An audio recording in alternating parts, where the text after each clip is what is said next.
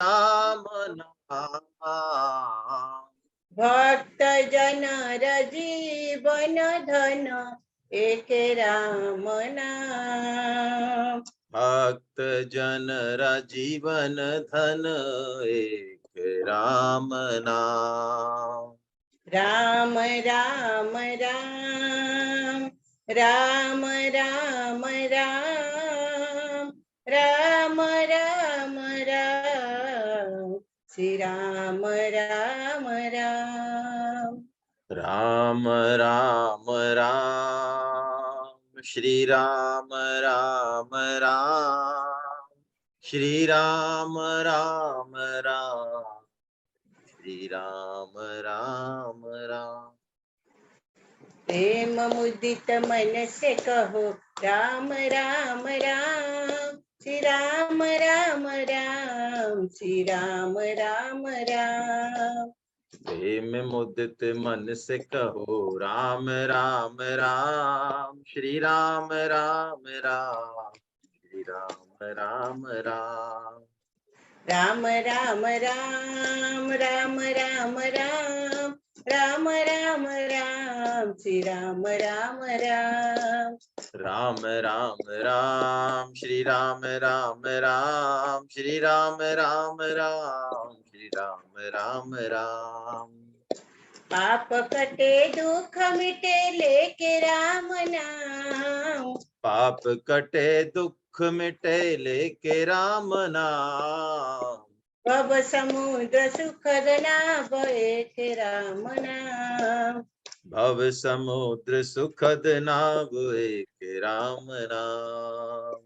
परम शांति सुख निधान दिव्य राम नाम। परम शांति सुख निधान दिव्य राम नाम। निराधार को आधार एक राम नाम। निराधार को आधार एक राम नाम।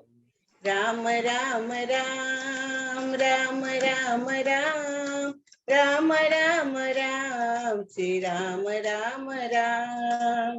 राम राम राम श्री राम राम राम श्री राम राम राम श्री राम राम राम।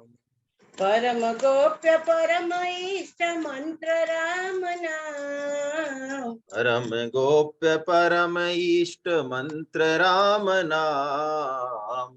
संत हृदय सदा बसत एक राम नाम। संत हृदय सदा बसत एक राम नाम। माता पिता बंधु सखा सबई राम नाम। माता पिता बंधु सखा सब ही राम नाम। भक्त जनर जीवन धन एक राम नाम। भक्त जन राजीवन धन एक राम नाम। राम राम राम राम राम राम राम राम राम श्री राम राम राम। राम राम राम श्री राम राम राम श्री राम राम राम श्री राम राम राम। प्रेम मुदित मन से कहो राम राम राम श्री राम राम राम श्री राम राम राम। प्रेम मुदित मन से कहो राम राम राम श्री राम राम राम श्री राम राम। हरे कृष्ण। हरे कृष्ण। आइए हम मंगलाचरण करें। भक्त भक्ति भगवंत गुरु चतुर नाम बपुए, इनके पद वंदन किए नासै विघ्न अनेक। सब संतन निर्णय कियो मति श्रुति पुराण इतिहास, भजवे को दोई सुभर, कह हरिदास। बार बार बंदन करो श्री नाभा आभा ऐ, जिन काढ़ो गाभा वेद को, श्री भक्त माल रस दें। प्रियादास पद कमल पुनि, बंदऊ बारंबार। कीनी भक्ति रस बोधनी, का अति सुख सा। चार जुगन में भक्त जिते, तिनके पद की धूल। सर्वसु सिर धरि राखी हो, मेरी जीवन मोह। प्रहलाद नारद पराशर पुंडरीक, व्यासांबरीश शुक शौनक भीष्म दालभ्याम। रुक्मांगदार जुन वशिष्ठ विभीषण आदि, ऐतान हम परम भागवताम नमामि। संत सभा झाकी नहीं, कियो न हरि गुण गान। नारायण फिर कवन विधि, पूछा है कल्याण। जो हरि प्राप्ति की आस है, तो हरि जन गुण गा। न तरु सुकृत भुंजे भी, जो जन्म जन्म पछिता। भक्त दास संग्रह करे, कथन श्रवण अनुमोद। सो प्रभु प्यारो पुत्र, जो बैठे हर की गो। काम ही नार पियार जिमी, लोभी प्रिय जिमी दाम। तिमि रघुनाथ निरंतर, प्रिय लागे मोहेरा। बोलो बांके बिहारी लाल की जय। आप सभी वैष्णव जनों के चरणों में दंडवत प्रणाम।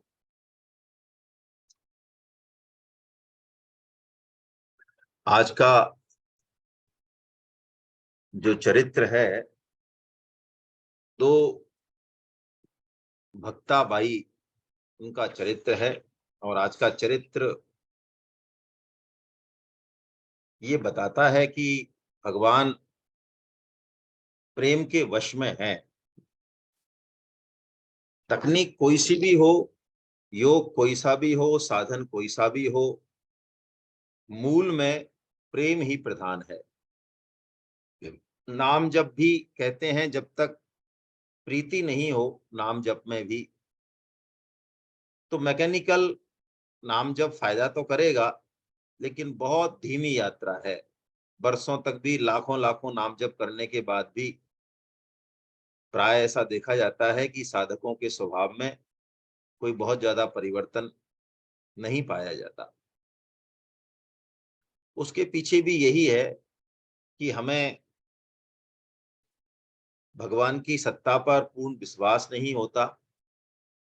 अपने मन बुद्धि पे हमारा आग्रह काफी रहता है,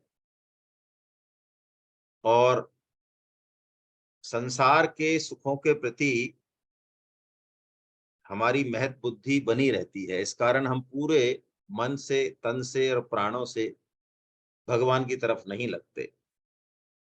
लेकिन आज जो चरित्र है, ये ऐसा चरित्र है कि हमारे जैसे, मेरे जैसे बुद्धिमानों के लिए तो शायद ये पचने में भी मुश्किल है। लेकिन ये चरित्र भगवान की प्राप्ति में प्रेम प्रधान है। और जब भगवत प्राप्ति की ललक होती है, लालसा होती है, प्रीति होती है, तो चेतन जड़ हो जाता है और जड़ चेतन हो जाता है। इस बात का स्पष्ट प्रमाण भी है। आइए हम कवित्त के साथ इसको लें। कवित्त नंबर 198, और ये पेज नंबर आपके 423 पर है। सिल पिल्ले भक्ता उभय भाई, सोई कथा सुनो। एक नृप सुता एक सुता जिमीदार की। दो भक्तों का यहाँ चरित्र है, भक्ता भाइयों का, जिसमें से एक तो राजा की लड़की है और एक जमींदार की लड़की है। होता क्या है, दोनों कन्या आपस में मित्र हैं, सहेली हैं।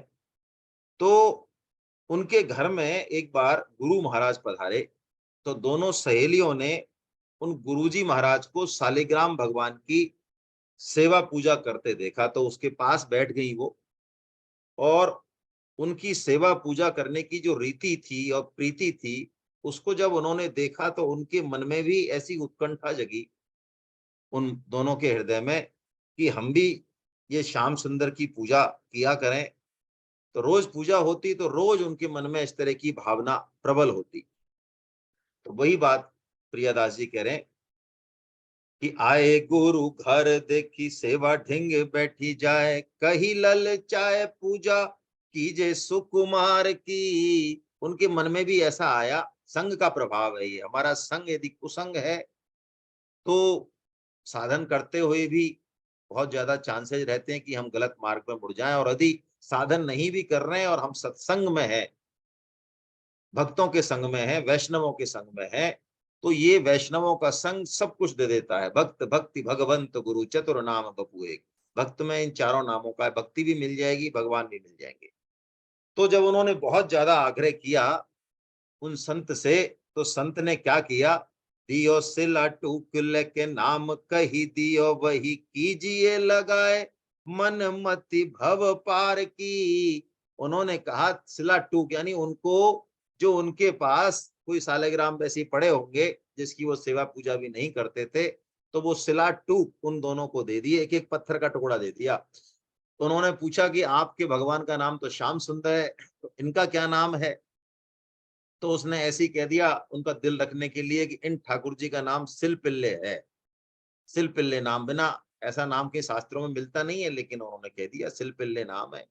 और उन्होंने कहा कि कीजिए लगाए मन मति भव पार की, कि यदि तुम इनकी मन लगाकर नित्य सेवा पूजा करोगी, जैसा कि तुम मेरे को देखती हो, तो इसी सेवा पूजा से तुम जो है इस भव सागर से पार चले जाओगी।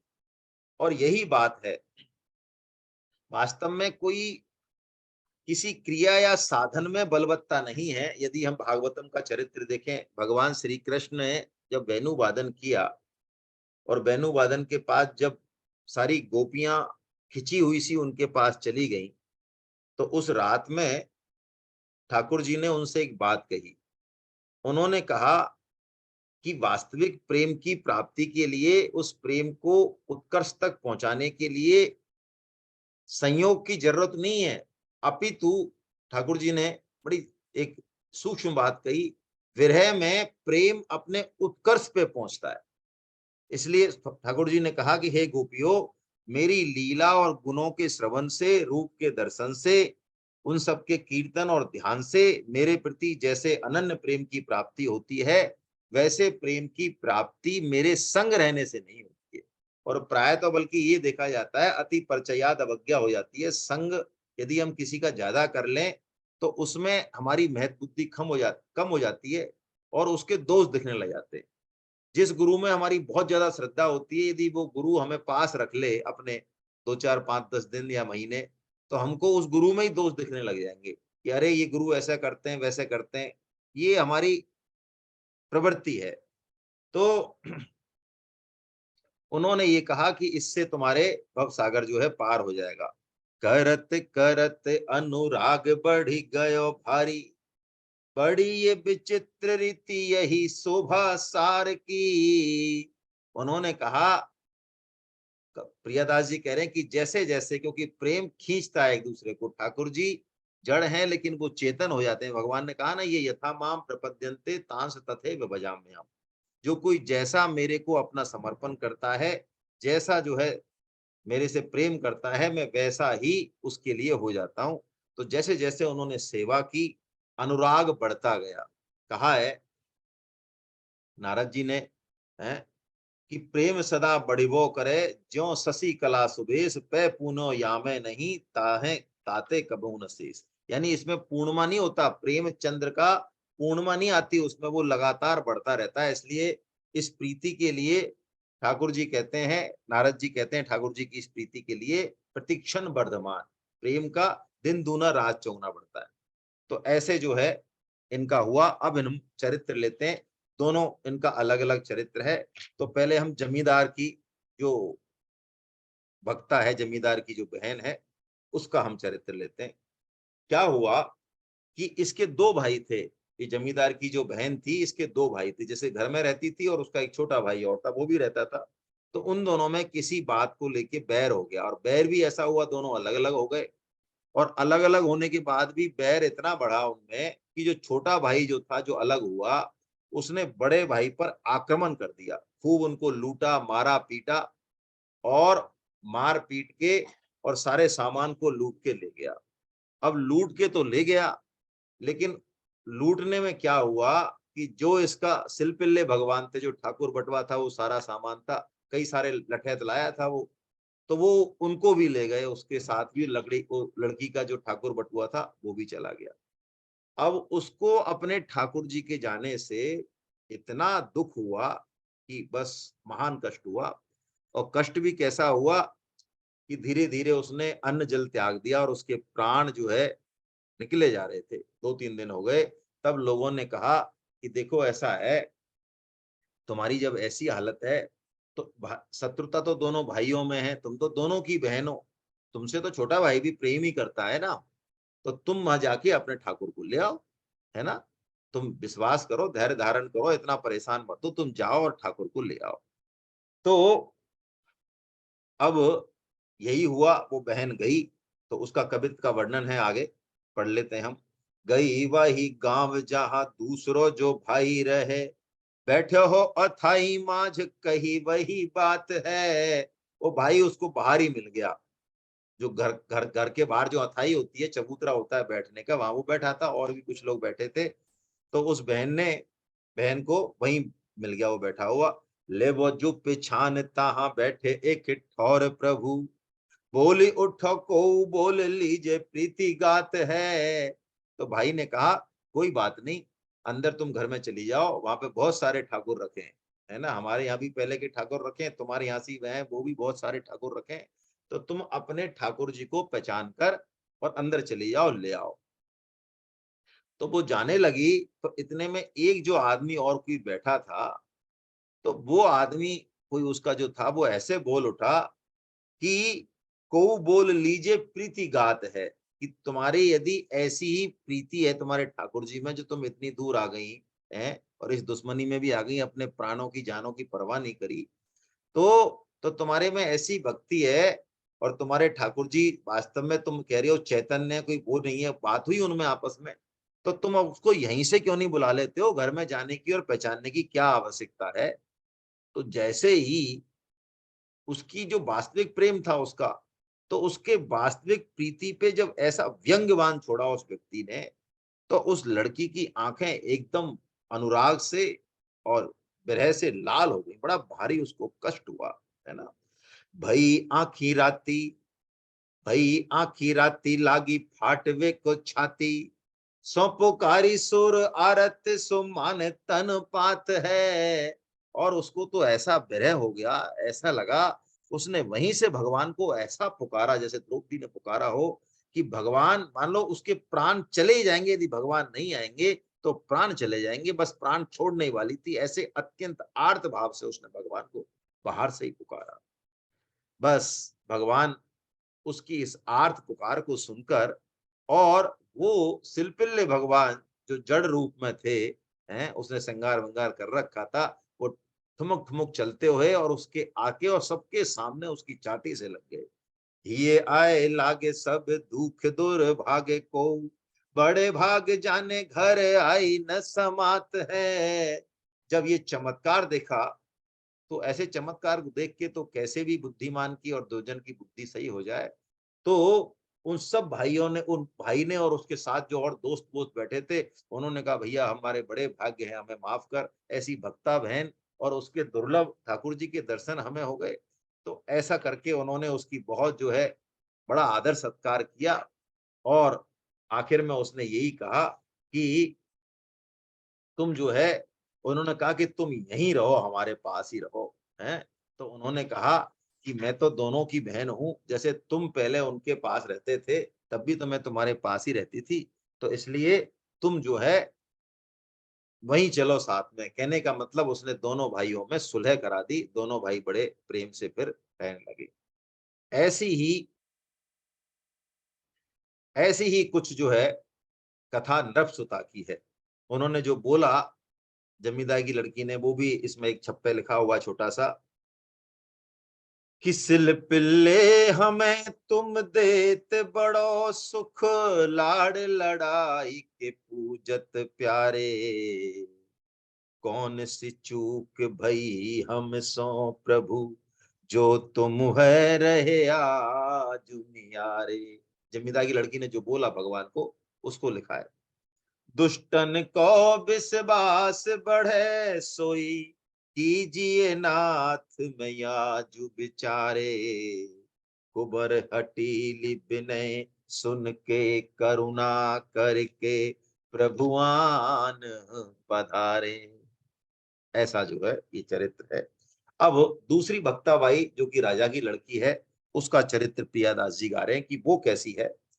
तो उसका भी वही हाल है, वो भी अपने ठाकुर जी के साथ ही सोती है, उन्हीं के साथ खाती है, उनको खिला के खाती है, और ठाकुर जी भी उनकी सेवा पूजा से बड़े जो है प्रसन्न है। तो अब हुआ क्या कि जब उसका विवाह हुआ तो उसका विवाह संयोग से ऐसे परिवार में हो गया जहाँ पे भक्ति का कोई दूर दूर तक लेश मात्र भी नहीं है। भक्ति से उनका कोई परिचय नहीं है, ना भक्ति में उनका कोई प्रीति है, बल्कि अभक्त है वो, ऐसा मान लें हम, है ना। इसका ऐसा कह सकते हैं, इसमें नाम भी दिया है शायद कि कैसे हुआ है वो, उनका नाम है शायद, मैं देख रहा हूँ नाम एक मिनट। उनका राजा का नाम है और जिनसे उनका हुआ है वो भी हुआ है, चलो कोई बात नहीं। तो वो अभक्त परिवार में उसका हो गया, तो वो अभक्त पति जब उसे लेने आया तो वो उसके साथ जा रही है, और उसके साथ जाने में ये जो राजा की लड़की है, ये बड़ी व्याकुल है। क्या व्याकुल है? वो ये व्याकुल ऐसी है कि ये पति तो बिल्कुल अभक्त है और मैं ठाकुर जी के प्रेम में रंगी हुई हूँ, तो कैसे जो है इन विमुखों के संग मेरी पार पड़ेगी। तो वही बात कवित्री जी कह रहे हैं, सुनो नृप सुता बात, भक्ति गात गात पगी, भगी सब विषय वृत्ति सेवा अनुरागी है। देखिए बड़े सूत्र छिपे हैं इसमें।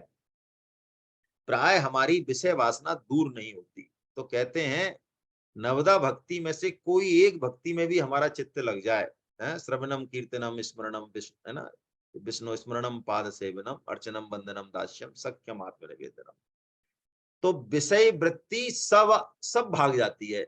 मतलब विषय वासना को वैसे हम हटाना चाहें जब तब ध्यान से बहुत मुश्किल है, लेकिन यदि हमारे मन की चित्त वृत्ति, मन का वृत्ति यदि कहीं और लग गई, भगवान की सेवा पूजा में लग गई, नाम जप में लग गई, गीता प्रचार में लग गई, किसी ग्रंथ का, भागवतम का, गीता का अध्ययन करने में लग गई, किसी चीज में भी यदि वृत्ति लग गई और मन की चित्त वृत्ति वहां खिंच गई, तो विषय वासना का पता नहीं चलेगा, वो कुछ ही समय बाद कहाँ चली जाएगी। वही बात कह रहे हैं, राजा की लड़की है, राजस गुण होता है, वहां पे सारी सुख भोग होते हैं, लेकिन वो विषय वृत्तियों को अवकाश ही नहीं मिल रहा है, तो उसका विषय वृत्ति जैसे ही भागी है तो दृढ़ अनुराग हो गया है।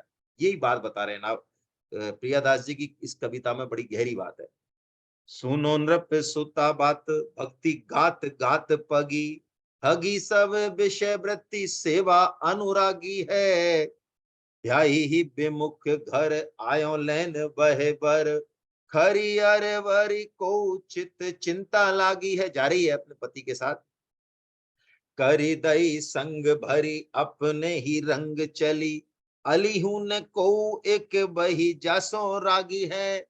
कोई सखी वगैरह कोई नहीं है, बस ठाकुर जी अपने साथ में हैं। उस ठाकुर जी को साथ लेके और जब वो जा रही है तो उसका पति उससे बात करना चाह रहा है, उससे कुछ पूछना चाह रहा है, उसके अंगों को स्पर्श करना चाह रहा है, लेकिन वो तो बिल्कुल जो है, बिल्कुल अपने ठाकुर जी के प्रेम में पगी हुई है और बार बार यही चिंता कर रही है। पति उसके पास आया, वार्तालाप करना चाहा, तो उसने एकदम से कह दिया कि तुम मेरे से बात मत करो। क्यों? कि मेरी तबीयत ठीक नहीं है, बहुत कष्ट है मेरे को, बहुत अत्यंत कष्ट है। क्या कष्ट है भाई, क्या रोग है? कि मेरे को कोई एक रोग नहीं है, मेरे को 9 रोग लगे हैं, है ना? और ये ऐसे रोग हैं कि तुमको भी लग जाएंगे ये। वो 9 रोग कौन से हैं? ये नवदा भक्ति वाले 9 रोग हैं। उसको ठाकुर जी का आत्मसमर्पण हो गया ना, आत्मसमर्पण 9वां है। तो ये आत्मनिवेदन तब आती है भक्ति, जब सारी भक्ति आ जाती है, श्रवणम, कीर्तनम, स्मरणम, है ना, अर्चनम, बंदनम, दास्यम, सख्यम और आत्मनिवेदनम। तो ठाकुर जी को अर्पण कर रखा है उसने अपने आप को, तो सारी भक्तियां। तो उसने कहा कि मुझे 9 रोग है। और वो तो यही कह रही है कि मेरी कैसे इनसे पार पड़ेगी, है कि जैसे कि भगवान श्री राम पूछते हैं ना विभीषण से, वो आते हैं जब विभीषण उनकी शरण में, कि सखा धर्म निभई कई भांति, खल मंडली बसहु दिन राति। और विभीषण जी भी इसी बात को कहते हैं। वास्तव में हम इसको दुख नहीं मानते, लेकिन दुष्टों का संग संसार में सबसे बड़ा दुख माना गया है? तभी तो कहते हैं विभीषण जी, बरुबल भास नरक करताता, बरुभल बास नरक करताता, दुष्ट संग जन देई विधाता। कोई हमारे कर्म होते हैं कि दुष्टों का संग मिलता है, और सत्कर्म जब उदय होते हैं, कोई बहुत बहुत जन्मों के पुण्य कर्म उदय होते हैं, तब भक्तों का, भक्ति का, शास्त्र का, संतों का परिचय होता है। तो वो यही कह रही है। उसका भी कहने का मतलब है कि चाहे मेरे को कितना भी दुख मिल जाए, लेकिन मेरे को ये विमुखों का संग नहीं मिला। अब हुआ क्या कि जब उसकी इतनी रुचि उसने देखी उस शिल्पिल्य भगवान में, उस मूर्ति में, तो उसने सोचा कि ना तो ये शरीर को स्पर्श करने दे रही है, ना ये वार्ता कर रही है, और ये इसको ये 9 रोग बता रही है। तो आखिर तो उसने सोचा यही एक जड़ है असली, इसके पास जो है, जो रात और दिन ये इसी की उसमें लगी रहती है, वार्ता करने में, सेवा पूजा में। तो क्यों ना ये पूजा पाठ की जो इसकी पिटारी है, इस पिटारी को ही जो है मैं कहीं इसको फेंक दूं, इससे अलग करे बिना इससे आगे पार पड़ेगी नहीं। अब हुआ क्या, उसने जो सोच रहा था वही कर दिया। उसने ठाकुर जी की पिटारी उठाई जब उसका मौका लगा, और उसको वो नदी में फेंक आया। तो कह रहे हैं प्रियादास जी कि कौन बे बिथा ताको कीजिए जतन, बेगी बड़ो उद्वेग ने कुबोल सुख दीजिए। पति कह रहा है कि मेरे को कुछ तो सुख दे। बोल वो जो चाहो तो पे, चाहो हरि भक्ति ही है, बिना हरि भक्ति मेरो अंग नहीं छीजिए। उन्होंने कहा मेरे से यदि बात करना चाहते हो, मेरा स्पर्श करना चाहते हो, तो बिना भगवान की भक्ति किए ये संभव नहीं है। मैं विमुखों का शकल भी देखना पसंद नहीं करती हूँ। आयो रोष भारी अब मन में बिचारी बा, पिटारी में जो कछु सोई लेके न्यारो कीजिए, करी वही बात मुसी जल मांझ डार दई, नई भई ज्वाला जियो जात नहीं खीजिए। अब जैसे ही उसने देखा कि पिटारी को ये कहीं डाले आया है, तो नई ज्वाला, कह रहे हैं प्रियादास जी, नई ज्वाला जल गई। मतलब पहले भी ज्वाला जल रही थी का? हाँ, पहले तो विमुखों का जो संग करना पड़ रहा है, रात और दिन संगवास है, उसी की ज्वाला है। लेकिन अब ठाकुर जी के विरह की ज्वाला भी उसके चित्त में जल गई। जिसको ठाकुर जी से प्रेम हो वो इन बातों को समझे, हम क्या समझेंगे। उस राजकन्या ने क्या किया, उसने अन्न जल का परित्याग कर दिया। खूब प्रसन्न करना चाहा, उसके सब घर वालों ने, उसकी सासू ने तो उसको अपने हाथों से खूब बढ़िया व्यंजन मिला के और उसको खूब बड़े प्रेम से खिलाना चाहा, लेकिन बहुत समझाया, लेकिन उसने कुछ भी नहीं। खाने की तो क्या चले, वो किसी से बोलना भी उसको अच्छा नहीं लग रहा था। उसके तो सब घर वाले पैर पड़ गए, लेकिन उसने कहा नहीं, मेरे तो वो शिल्पिल्ले भगवान जब तक नहीं आएंगे, तब तक मैं जीवित भी नहीं रहूंगी, मैं कुछ दिन ही जीवित रहूंगी बस। तजो जल अन्न अब चाहत प्रसन्न कियो, होत क्यों प्रसन्न जाको सर बस लियो है। वो उसका तो प्राण चले गए, वो कैसे प्रसन्न हो।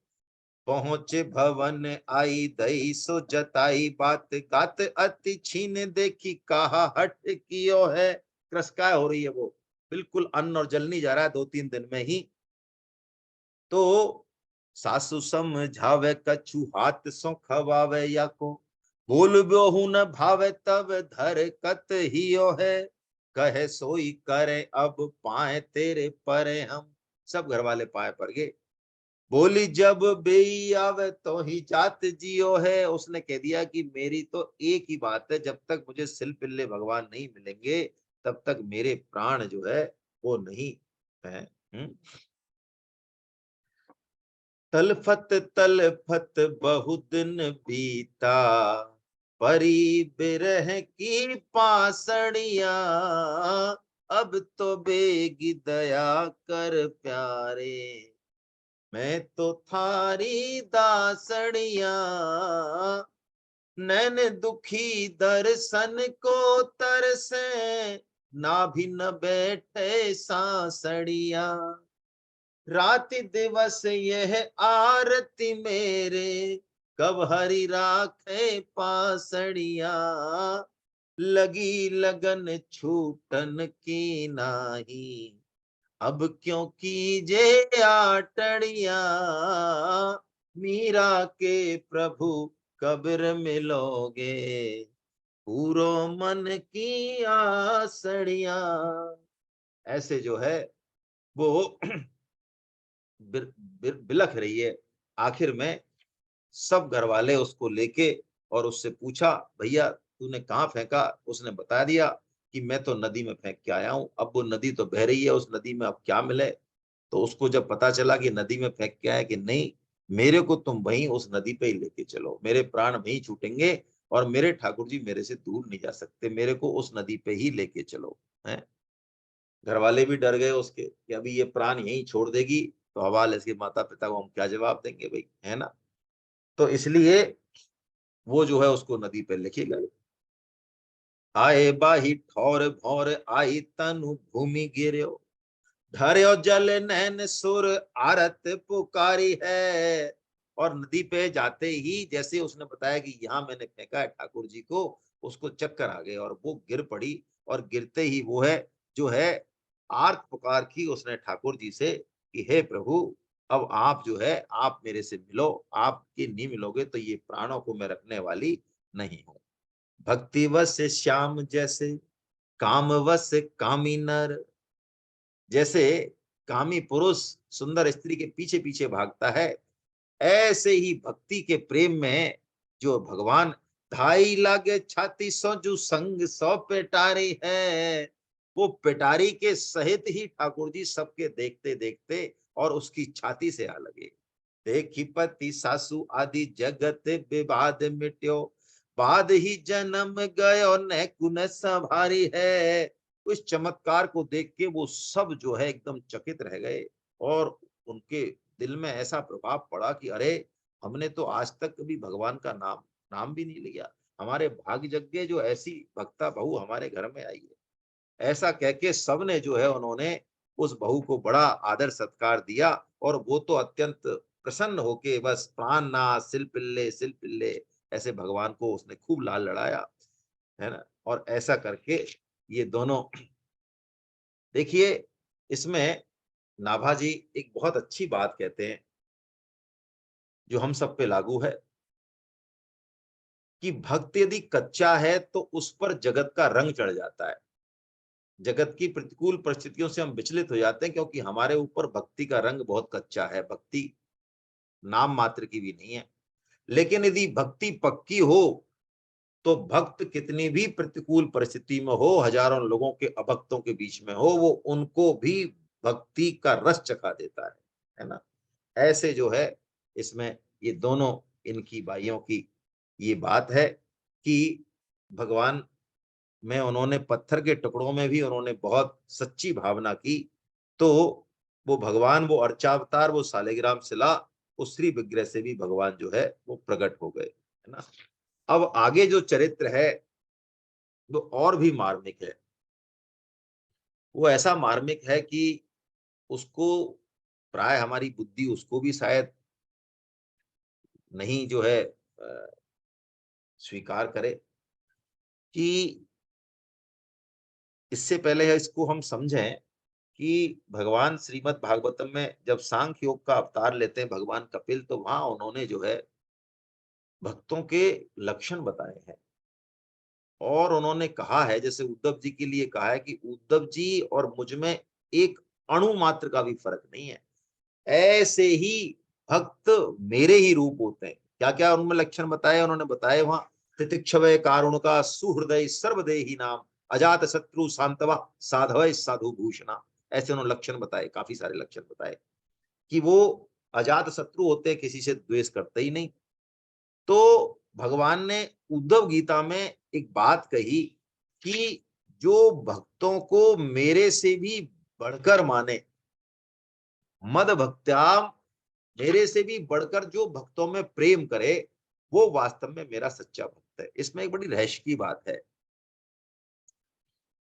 प्राय हम लोग भगवान के भक्त बनने के लिए आतुर रहते हैं या कहलाते हैं, लेकिन भगवान ने एक रहस्यमय चीज दी है कि जो भगवान के भक्त बनना चाहते हैं वो भगवान के वास्तविक भक्त नहीं है। जो भगवान के भक्तों के भी भक्त बनना चाहते हैं, भगवान के दासों के दास बनना चाहते हैं, वो वास्तव में भगवान के वास्तविक भक्त हैं। और सीधी एंट्री है भी नहीं। सच बात भी ये कि सीधी एंट्री है भी नहीं। इसमें दो कारण है। जैसे संसार प्रकट है वैसे भगवान प्रकट नहीं है, हमारी दृष्टि नहीं है वहां पे। संसार दिखता है लेकिन भगवान नहीं दिखते। लेकिन जैसे संसार प्रकट है ऐसे भक्त प्रकट है, उनकी भक्ति, उनकी सरलता, उनकी उदारता प्रकट है। इसलिए यदि कोई पुण्य प्रताप से भक्तों का संग मिल जाए, शुद्ध भक्तों का, तो उन शुद्ध भक्तों के दर्शन मात्र से, सेवा मात्र से जो है हमारा हमारे हृदय में भक्ति का संचार हो जाता है और फिर भगवत प्रेम जग जाता है। तो ये जो दो चरित्र हैं, ये ऐसे चरित्र हैं कि इन्होंने भक्त संग के लिए इन्होंने अपने पुत्रों को विष दे दिया। भक्तों के हित के लिए जिन्होंने अपने पुत्रों को विष दे दिया, ऐसी बात है, ऐसा चरित्र है जो सामान्यतः हमारी बुद्धि में आएगा नहीं, है ना। दोनों भाइयों की, ये भी दोनों भाई हैं, इनकी अत्यंत रसमयी कथा है। तो एक राजा था, दोनों रानी हैं, ये अलग अलग कथा है। पहले एक राजा की कथा लेते हैं। तो राजा बड़ा भक्त था और उसकी रानी भी जो है उसकी पूरी तरह से सेवा पूजा में साथ रहती थी।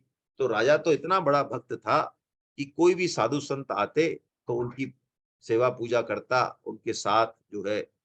तो एक बार राजा को ऐसी साधु संगत की टेव लग गई कि एक बार एक बड़े महान संत अपने साथियों सहित आए।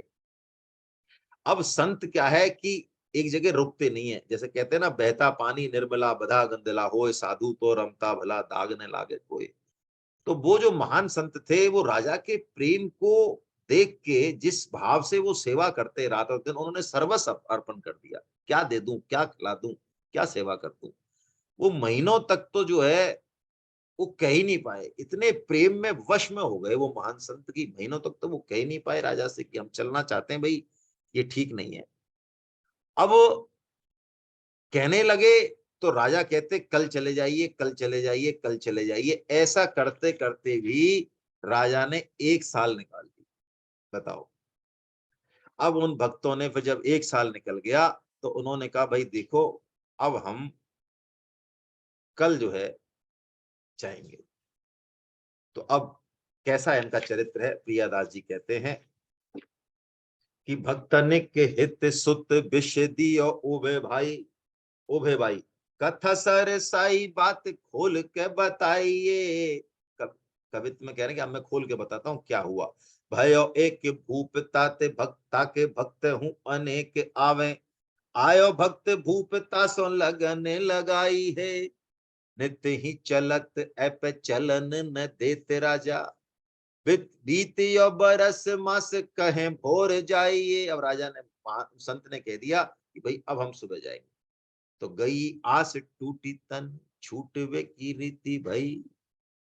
राजा इतना विकल हो गया, जब कहा कि सुबह चले जाएंगे तो राजा रात भर करवट बदल रहा है और उसकी हालत देख के रानी ने समझ लिया कि ये अब इनके प्राण कल सुबह तक के लिए शायद रहे नहीं।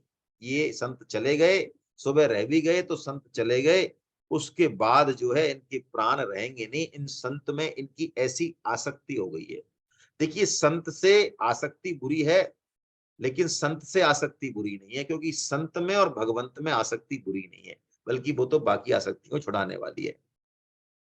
तो गई आस टूटी तन छूटवे की रीति भई, लही बात पूछी रानी सवेले जनाइए। रानी ने राजा से धीरे धीरे पूछ के सब पूछ लिया, और ये भी जान लिया, राजा की हालत जान ली उसने कि ये अब बचेंगे नहीं, ये कल सुबह चले गए उसके बाद तो ये बचने वाले हैं।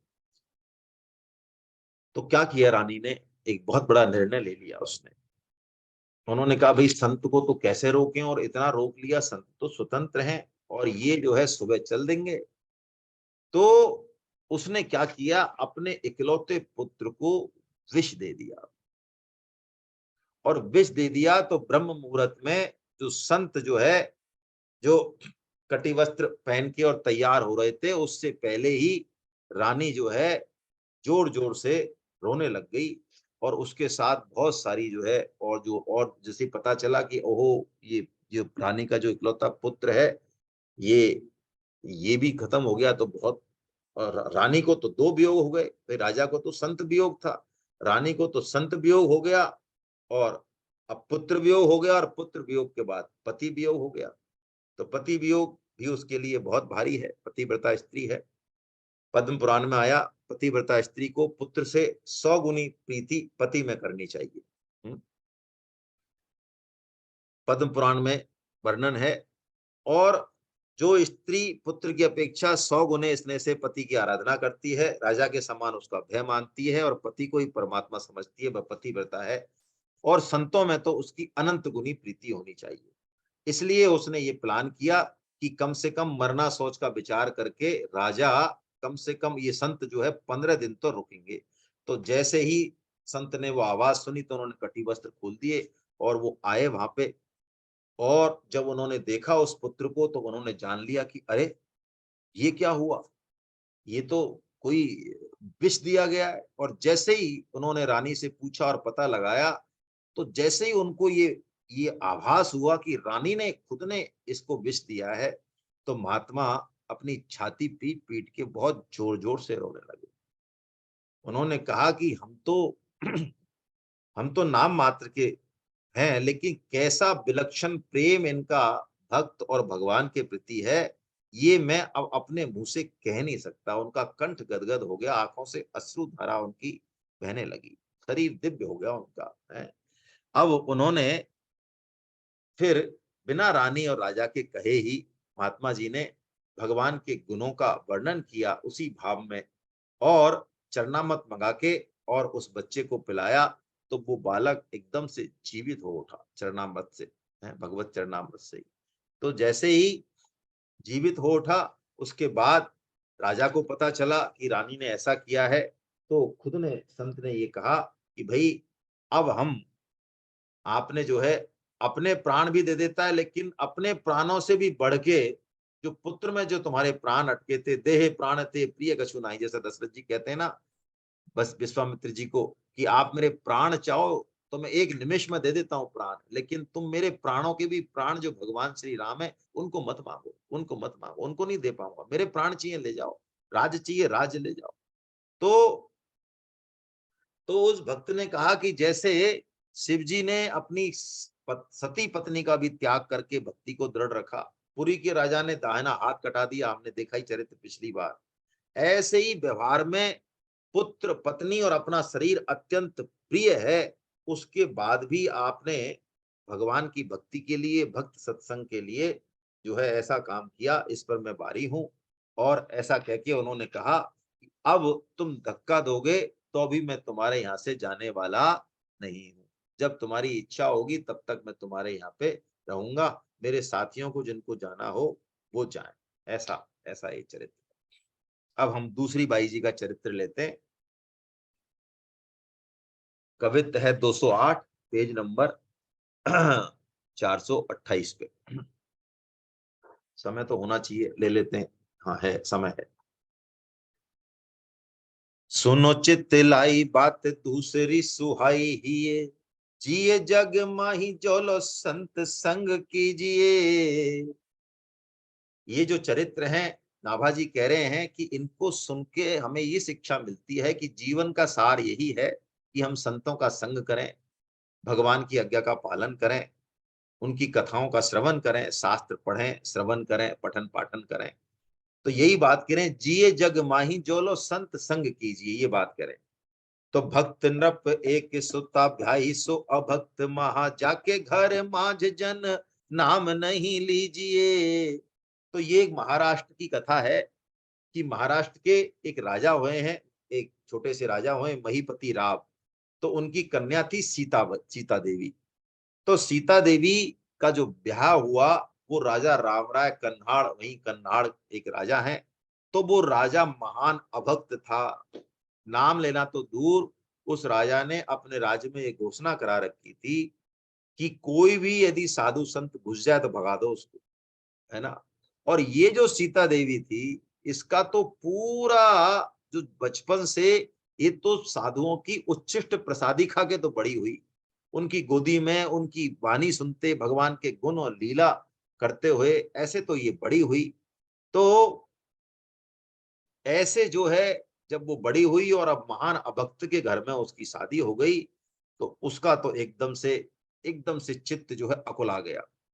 पल्यो साधु सीत सो शरीर द्रगे रूप पले। साधु सीत मतलब सीत, ये जो है, जो शुद्ध भक्त होते हैं, वो जो प्रसाद या जल वो छोड़ दें तो उनकी अनुमति से यदि हम उसको ग्रहण कर लें तो उससे बहुत विलक्षण भक्ति में उन्नति होती है, उनकी अनुमति से, है ना। तो साधु सीत खा खा के, नारद जी ने खुद ने श्रीमद् भागवतम में ये बात कही है, शास्त्र सम्मत बात है, कोई इसमें सोच विचार का नहीं वो नहीं लिया है। नारद जी खुद श्रीमद् भागवतम में कहते हैं कि मैं खुद दासी पुत्र था और मेरी माँ क्या करती थी, साधु संतों की सेवा करती थी। मेरे को कोई साधन जब तब ध्यान सिखाने वाला कोई नहीं था, मैंने तो साधु संतों की सेवा की और उनकी जो उच्छिष्ट प्रसादी थी वो खाई। उच्छिष्ट लेपा अनुमोदितो दुजह, ऐसा कहते हैं वो। उसी से ही मेरे को समस्त ज्ञान हो गया, उन्हीं साधु संतों की सेवा से और उनके उच्चिष्ट से ही मेरे को समस्त शास्त्रों हो गया, ये नारद जी बोल रहे हैं। तो यही बात, ये भक्ता सीता देवी के लिए, और ये बात सही है, इसमें कोई। तो पल्यो साधु सीत सो शरीर द्रग रूप पले, जीव चरणामृत के स्वाद ही सो भीजिए। उसकी तो ऐसी रुचि है कि संतों के चरणामृत से, पर संतों के उच्छिष्ट से, उसका तो जीवन ही उसमें गया है। तात स्वर्ग अपवर्ग सुख, धरिय तुला एक अंग, और तूल नता ही सकल मिली, जो सुख लब सत्संग। ऐसा उनका जीवन, उस सुख में वो रही। तो यहाँ पे, तो जब वो यहाँ आई तो उस राजपुत्री का मन घबराने लगा कि मेरी यहाँ पे कैसे पार पड़ेगी। तो उसने, एक जो उसके साथ जो दासी आई, उस दासी को उसने कहा कि देखो, इस नगर में जब कभी भगवान के कोई भक्त आवे, वैसे तो आते ही नहीं है, राजा ने वो कर रखा रखी है, लेकिन आवे तो तुम मुझे बताना। क्यों, उसने कोई प्लानिंग की। अब देखिए, उस घर में वैसे तो कोई भक्त नहीं आते हैं, लेकिन क्या हुआ, उसने अपनी बात जो है अपने पिताश्री तक पहुंचाई। और उसके पिताश्री ने क्या किया, जब उसने अपना पत्र लिख के दुख निवेदन किया, तो जो उसके पिताश्री थे महिपत राव, उन्होंने ज्ञानदेव जी के टाइम की घटना है ये, ज्ञानेश्वर जी महाराज का चरित्र हमने लिया ना।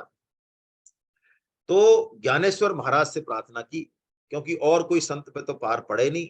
वो राजा जो उसके जो ससुर थे, वो दंड देते थे, संतों को भगाते थे। तो उन्होंने ज्ञानेश्वर महाराज जी से प्रार्थना की, तो कि एक बार आप उस गांव में जरूर जाओ महाराज, और पूरा गांव विमुख है, सारे अभक्त हैं, उनको सन्मार्ग पे लाओ। तो ज्ञानदेव जी पूरी जमात लेके, देखो उस जमात में कौन है, ज्ञानदेव जी के तीनों भाई हैं, निवृत्तिनाथ जी, सोपान देव जी हैं, और उनकी छोटी बहन है मुक्ताबाई जी, हमने चरित्र देखा है, आगे भी देखेंगे। और चोखा मेला है, श्री चोखा मेला, ये भी बहुत बड़े भक्त हैं, इनका चरित्र बड़ा जबरदस्त है। गोरा कुम्हार है, इसका भी चरित्र हमने देखा है। नरहरि सोनार हैं, बिसोबा खेचर हैं, जिन्होंने नामदेव को शिक्षा दी थी। ऐसे करके, तो वो संत ज्ञानेश्वर जी महाराज जो है सब भक्तों को लेके और वहां पे गए। तो जब वो आए, तो राजकुमारी, वो मायके की जो दासी थी, उसने उनको सूचना दे दी कि वो संत आए और गांव के बाहर ठहरे। तो उसने क्या किया, उसने कि आए पुर संत आई, दासी ने जनाई कही, सही कैसे जाए सुत विष लेके दियो है। उसने भी अपने पुत्र को विष दे दिया। गए वाके प्राण रोए, उठी केले कानी सब, भूमि गिरे आने टूक भयो जात ही है। पुत्र हो गया, पुत्र को विष दे दिया, शिशु को ही। तो अब दूसरे लोग, जो राजकन्या रोई, तो उसके उसके जो पति थे, ससुर थे, और वो सब लोग पछाड़ खा खा के, क्योंकि बड़ा लाडला एक अभी तो हुआ ही था, और सबके दुख से हृदय फटे जा रहे थे। तो बोली अकुलाए एक जीवे को उपाय, जो पे कियो जाए पिता मेरे कईयो बार कियो है। कि ये महान दुख आया है हमारे ऊपर, और ये पुत्र जीवित हो सकता है। अरे उन्होंने कहा ऐसा होता है क्या कभी, कि देखो हमारे पिताश्री ने, मैंने बचपन में ये उपाय कई बार मैंने सफल होते देखा है। अच्छा, तो सब तैयार होके आ गए कि बताओ भाई, तुम बताओ, तुम क्या उपाय बता रही हो, तुम जो उपाय बताओगी हम करेंगे। तो कहे सोई करें, द्रग भरे लाओ संतनी को, कैसे होते संत पूछो चेरी नाम लियो है। तो उन्होंने कहा, सब रोने लगे। तो उन्होंने कहा संतों को बुला लीजिए। तो उन्होंने कहा भैया ये संत क्यों, कौन होते हैं, क्या बवाल है, ये संत हम जानते ही नहीं। तो उन्होंने कहा संत को तुम नहीं जानते, तो ये जो दासी है, ये तुमको संतों के लक्षण बताएगी कि संत होते क्या है, और यदि कोई नगर में संत आए होंगे तो ये सूचना भी देगी तुमको, है ना। लेकिन देखो, तुमको ये संत है ना, किसी की परवाह नहीं करते हैं, ना राजा की करते हैं, ना किसी और की करते हैं।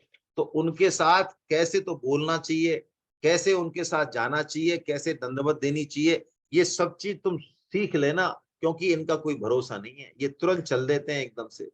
तो वो सारे जो है घर वाले, जैसे जैसे उसने कहा वैसे वैसे करने को राजी हो गए हैं। उन्होंने तो सोचा कि संत नाम कोई जड़ी बूटी, कोई औषधि होती होगी, कोई मंत्र तंत्र होता तो ले आएंगे जाके। तो उस दासी ने कहा अचानक आके कि अरे बहुत सारे संत गांव के बाहर आए हुए ले आए। तो उन्होंने कहा, उस लड़की ने कहा कि संत आए हुए हैं, तब तो तुम संतों को जरूर घर लेके आओ, क्योंकि संत यदि यहाँ प्रसाद पालेंगे तो ऐसा मान लो कि भगवान तृप्त हो गए, फिर यमराज की तो क्या चले। उन्होंने कहा संत यदि घर में पैर रख दें और प्रसाद यदि पाले ना, सच्चे साधु एक ग्रास भी पाले घर में आके, तो यमराज की दाल नहीं गलती वहां पे। तो मैं तो तुम संतों को लेके आओ, उनको भगवत प्रसाद पवाऊंगी, और उसी शीत प्रसादी को मैं खाऊंगी और बच्चे को खिलाऊंगी। तो अब वो चले, सब लोग चले, दासी को आगे करके चले। और दासी ने, अब दासी का भी जच गई कि हाँ, तो दासी ने भी जो है एकदम से पूरी वो कर ली अपनी, कि कैसे संत होते हैं। और जाते ही तुम गिरना, दंडवत प्रणाम कर देना जाते ही, और रोना कि महाराज आपके बिना जो है हमारी दशा, मतलब, और हम, आप इतने दिनों में पधारे और ऐसे और वैसे है। तो वो राजा और उसके पुत्र जो है चरणों में गिर पड़े संतों के में, रोने लगे, महाराज आप कितने दिनों में आए हो। तो संतों ने भी सोचा कि यार ये तो बहुत तगड़े भक्त हैं, बताओ हमको जो है इतना प्रेम से आंसू दे रहे हैं ये। तो उन्होंने कहा महाराज आप जो है हमारे घर चलो। तो संतों ने कहा ठीक है भाई, ये तो बड़े भक्त लोग लग रहे है ना, इतना रो रहे हैं बेचारे, सारे मिल मिल के हमको देख देख के रो रहे हैं। सहज में उनको विश्वास आ गया, है ना। तो उन्होंने कहा ठीक है भाई, हम चलते हैं तुम्हारे। तो उनको लेके वो चल दिए, क्योंकि वो, उनको लगा कि इतना बड़ा राजा है, संत प्रेम में रो रहा है, संत अपने समान ही सबको समझते हैं। तो चल दिए, तो चल दिए। तो जब आए संग में, है ना, तो जैसे ही अंदर आए तो पौड़ी पे वो खड़ी थी। तो संत ज्ञानेश्वर जी ने, उन्होंने पहचान लिया, अरे कि बेटी तुम तो महिपत राव की पुत्री हो ना, हमने तो तुमको वहां देखा है, तुम तो संत प्रसाद के लिए और जो है चरणामृत के लिए मचल जाती थी, है ना, और तुम खूब सेवा करती थी। तो राजकुमारी ने जैसे ये बात सुनी, तो वो फपक फपक के रोने लगी और सबके चरणों में गिर गई है। और ज्ञानेश्वर जी ने उनको धैर्य बंधाया। रिझ गए संत प्रीति देख के अनंत कहो, होएगी जो बही सो प्रतिज्ञा तय जो करी है। ज्ञानेश्वर जी ने उसको संकेत में समझा दिया कि बेटी तेरी प्रीति सच्ची है अनंत प्रीति है तेरी भगवान से और भक्तों से। तो तूने मन में जो विचारा है, तेरी वो प्रतिज्ञा पूरी होगी, क्योंकि तेरी प्रीति जो है वो पक्की है, कच्ची नहीं है वो, जैसी हमारी होती है। हमारी प्रीति कैसी होती है, एक इसमें घटना दे रखी है कि एक बार एक पंडित जी गांव में गए कथा करने। तो एक गांव की बूढ़ी मैया जो है वो आती कथा सुनने और पंडित जी के आगे बैठ जाती। जो पंडित जी का पोथा था और वो किताब थी, वहां आके बैठ के और झरझर पंडित जी जैसे ही पोथी खोलते तो उसकी आंखों से झरझर अश्रुपात होता है, खूब रोती रहती कथा में और चली जाती। और लास्ट के दिन पंडित जी थोड़े लोभी थे, तो जब कथा पूरी हुई, सब लोगों ने दक्षिणा चढ़ाई, तो वो मैया नहीं आई। तो जब दक्षिणा वक्षिणा पूरी हो गई सब, तो पंडित जी ने सोचा कि मैया का भाव बहुत तगड़ा है वो मैया पता नहीं कितना जो है दक्षिणा चढ़ाती। तो जब इतना प्रेम है उसका, तो क्यों ना उसके घर पे ही चला जाए, क्या दिक्कत है। तो विशेष दक्षिणा चढ़ाएगी, नहीं आई तो क्या बात है, कोई काम हो गया होगा। तो पंडित जी लेके जो है और चले गए अपने सब उनको लेके। तो बुढ़िया ने आके उनको राम राम किया और घर में बैठा के, और कभी गाय की सेवा करवे चली जाए, कभी इधर उधर चली जाए, है ना। तो पंडित जी ने प्रसंग छेड़ा, ज्यादा भाव नहीं दिया उसने।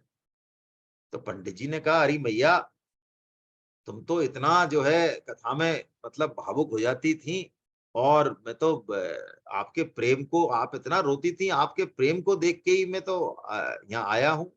तो बुढ़िया ने कहा उसने, अरे पंडित जी महाराज, मैं कोई आपकी कथा के लिए थोड़ी रोती थी। अरे तो फिर तुम, मैं जैसे ही पोथी, अरे कि तुम्हारी पोथी जिस कपड़े में लपटी है ना, तो मेरी जो पोती है, तुम्हारी पोती का कपड़ा जो है, वो मेरी पोती, मेरा बहुत प्रेम है उसमें, वो मर गई वो पोती बहुत छोटी सी। तो वो जो फ्रॉक पहनती थी, उसके जो छींट का कपड़ा था, वही तुम्हारे पोती का कपड़ा है। तो जैसे ही मैं पोती को देखती, वो मेरे को उस पोती की याद आ जाती। तो ऐसे करके मेरी तो पंडित जी ने कहा, बड़ी भूल हो गई भैया, जो मैं तो इसको कथा प्रेम समझ रहा था। तो ऐसे ही ये राजा और जो ये सारे तो घर के लोग गए, इनको वो संत तो क्योंकि सरल हृदय है ना, तो संत तो यही समझ रहे हैं कि भैया, लेकिन चलो, असली प्रेम तो उसका है जो राजा की लड़की है भाई, उस बच्चे की माँ है। तो बालक निहार जानी बिस निर्धार दियो, दियो चरणामृत को प्राण संज्ञा धारी है। तो राजकुमारी ने प्रतिज्ञा यही की थी कि मैं, संत आएंगे और मेरे मरे हुए पुत्र को जीवित करा के इस भक्ति का चमत्कार दिखाएंगे, और तो ये सारे जो विमुख हैं, ये सारे भक्त बनेंगे, और यदि ये विमुख नहीं बने भक्त, तो मैं इस देह को त्याग दूंगी, मैं आगे अब विमुखों के संग नहीं रहूंगी, क्योंकि इतना समय बीत गया, फर्क नहीं पड़ा उन पर। तो ये उन्होंने कह दिया ज्ञानेश्वर जी ने कि वही होएगी जो वही सो प्रतिज्ञा जो धारी है। तो देखत विमुख जाए पात तत् काल किए तब शिष्य साधु सेवा मति हरि है। ऐसे भूप नारी पति राखी सब साकी जन रहे अभेलासी, अभेला की जो पे देखो यही घरी है। तो यही किया उन्होंने। ज्ञानेश्वर जी महाराज ने सब संतों के साक्षी में, सब संतों ने कीर्तन किया, भगवान का जोर से कीर्तन किया। उस कीर्तन की ध्वनि और भगवान के नामों का गुंजन होने लगा घर में, है। अद्भुत लहर, पुत्र शोक था, लेकिन अद्भुत आनंद की जो है लहर छा गई। और अकाल मृत्यु हरणम सर्व व्याधि विनाशनम विष्णु पादोदकम पित्वा पुनर्जन्म न विद्यते, ऐसा मंत्र बोल के उन्होंने भगवत चरणामृत को जो है लेके सबके सामने और पुत्र को पिलाया। एकदम देखते ही देखते वो पुत्र खड़ा हो गया, जैसे मानो कभी कोई विष पिया ही ना हो। जैसे ही पुत्र को जीवित देखा, सारे घर वाले जो है एकदम से उनके हृदय में परिवर्तन हो गया, क्योंकि प्रत्यक्ष प्रभाव देख के आखिर में अर्जुन को भी भगवान ने विश्व रूप दिखाया ही भाई, है। विश्व रूप देखने के बाद अर्जुन की जो भाव भंगिमा है, जो शैली है, वो बिल्कुल बदल गई है। अर्जुन के प्रश्न विश्व रूप से पहले कुछ और तरह के हैं, और विश्व रूप के बाद विश्व रूप दिखाते समय ही अर्जुन की जो भाषा है, जो शैली है, वो कुछ और ही तरह की है। बार बार वो हजारों बार आगे से और पीछे से भगवान को जो है नमस्कार करता है, साष्टांग दंडवत करता है।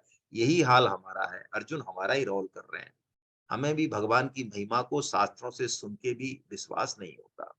हाँ, एक छोटा सा चमत्कार भगवान जीवन में कर दें, चमत्कार भी करते हैं, लेकिन बुद्धिजीवी वही, समझदार वही जो दूसरे को ठोकर खाते देख के खुद समझ जाए, वही भगवान का प्रेमी भक्त, सच्चा भक्त।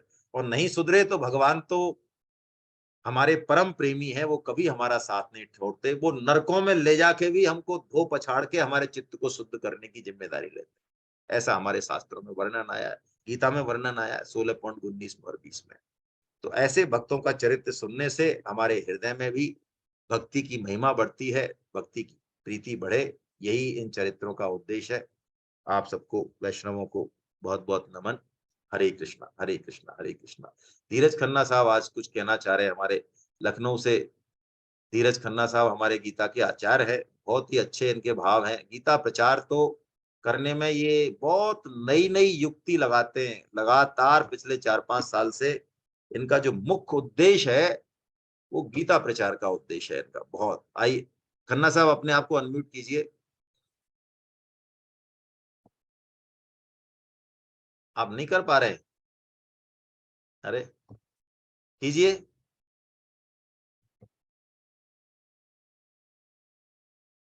अरे आप कैसे नहीं कर पा रहे?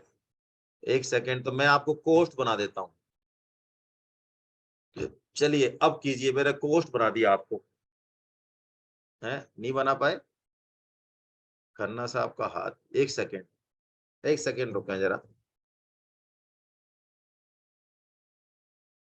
देखिए अब कीजिए, कर पा रहे हैं क्या? हरे कृष्णा सर, हरे कृष्णा हरे हरे कृष्णा कृष्ण हरे कृष्ण हरे कृष्ण हरे कृष्ण। बस एक छोटी सी जिज्ञासा मन में आ गई। आपने वो पॉइंट कहा था कि भगवान से जो हम मिल सकते हैं तो डायरेक्ट नहीं होगा, किसी शुद्ध भक्त के माध्यम से ही हो सकता है।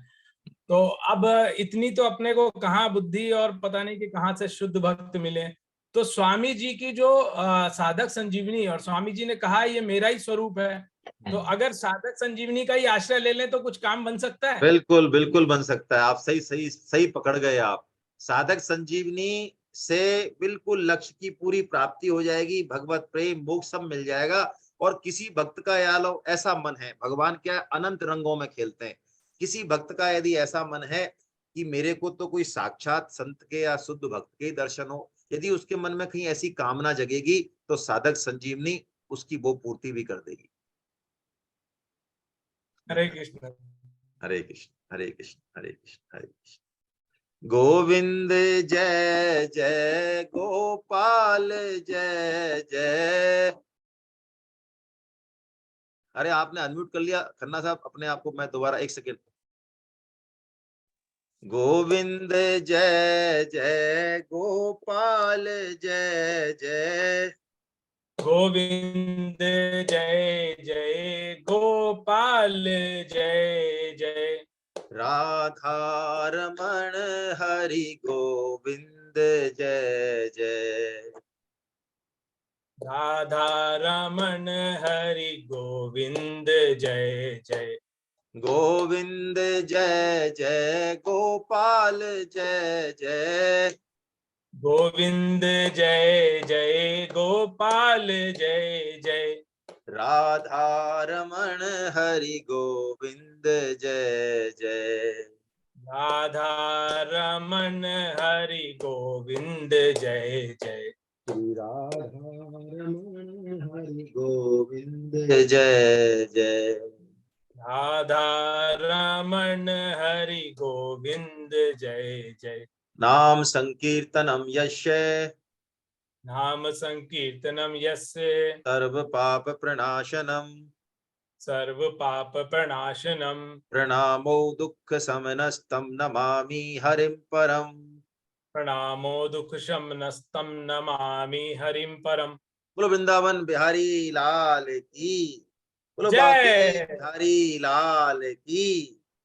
बोलो जय राधा गोविंद देव सरकार की।